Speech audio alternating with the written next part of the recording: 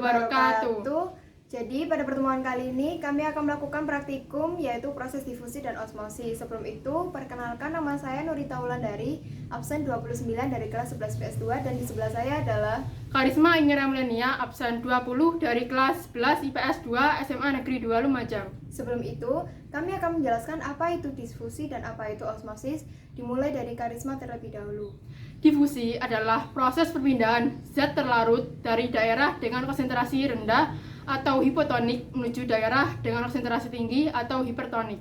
Sedangkan osmosis adalah proses perpindahan zat pelarut yang menaiki konsentrasi rendah hipotonik ke konsentrasi tinggi hipertonik. Yang pertama, kita akan melakukan proses difusi terlebih dahulu. Salah satu proses difusi adalah pembuatan teh celup. Nah, langkah pertama, siapkan bahan-bahan yang digunakan. Bahan-bahannya ada 2 gelas, terus tehnya, air panas dan juga air dingin.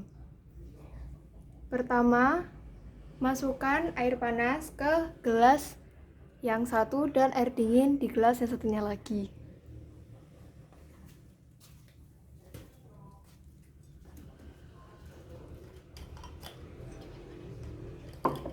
Di sini saya akan tuang air dingin di sisi kanan dan air panas sisi kiri.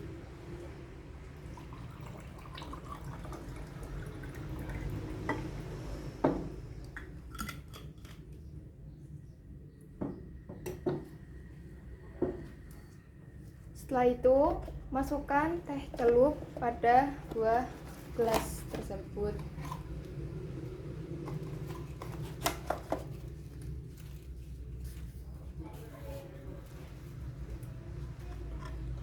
Saya akan memasukkannya di sisi air dingin.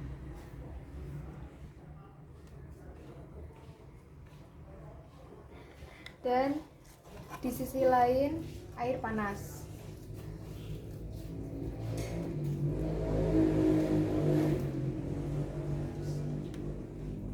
Setelah itu Kita tunggu sampai 2 menit.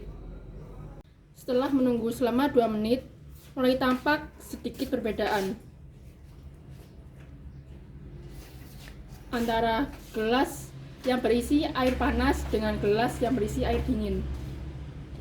Pada bagian ini, kita bisa lihat bahwa ada perpindahan zat terlarut ke dalam air. Setelah itu kita tunggu lagi selama 4 menit. Setelah kita tunggu sampai 4 menit, bisa dilihat gelas yang berisi air panas warnanya sudah warnanya sudah coklat gelap, sedangkan yang berisi air dingin coklat-coklat gimana gitu. Lalu kita akan tunggu lagi selama 6 menit. Pada menit ke-6 ini kita bisa melihat bahwa gelas yang berisi air panas coklatnya lebih gelap, sedangkan gelas yang berisi air dingin coklatnya terang, tidak gelap seperti air panas. Jadi sekarang kita akan tunggu selama 10 menit, nanti baru kita lihat hasilnya. Sekarang pada menit ke-10 bisa terlihat jelas bahwa teh yang menggunakan air panas warnanya jauh lebih gelap, sedangkan teh yang menggunakan air dingin warnanya sudah kecoklatan, cuma tidak terlalu gelap seperti menggunakan air panas. Jadi bisa disimpulkan bahwa proses difusi mempengaruhi suhu, karena semakin tinggi suhu maka kecepatan proses difusi semakin cepat.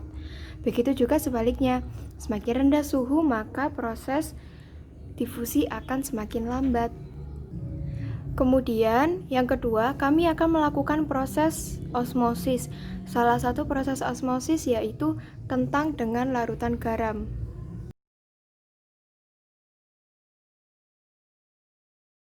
Sebelum melakukan proses osmosis pada kentang, mari kita lihat bahan-bahan yang ada pada video tersebut. Kita membutuhkan kentang 2 gelas dan garam serta air biasa. Lalu, langkah pertama,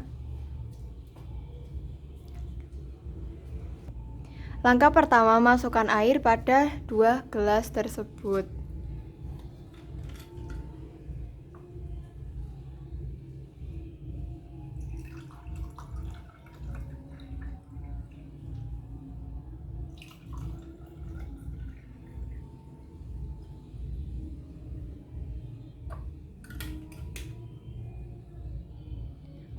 Langkah kedua, masukkan garam pada salah satu gelas tersebut.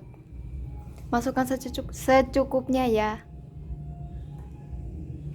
Jangan lupa diaduk.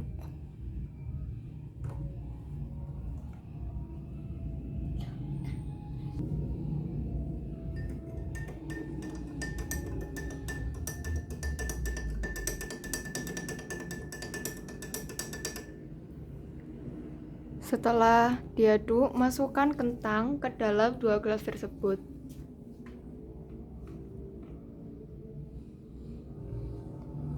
Gelas di sisi kanan adalah gelas yang sudah dilarutkan air garam, dan di sisi kiri adalah gelas yang tidak dilarutkan air garam.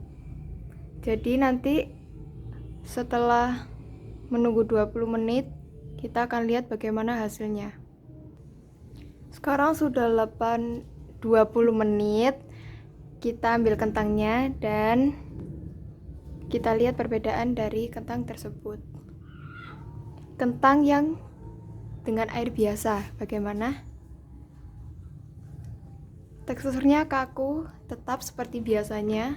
Bagaimana dengan kentang yang dilarutkan dengan air garam?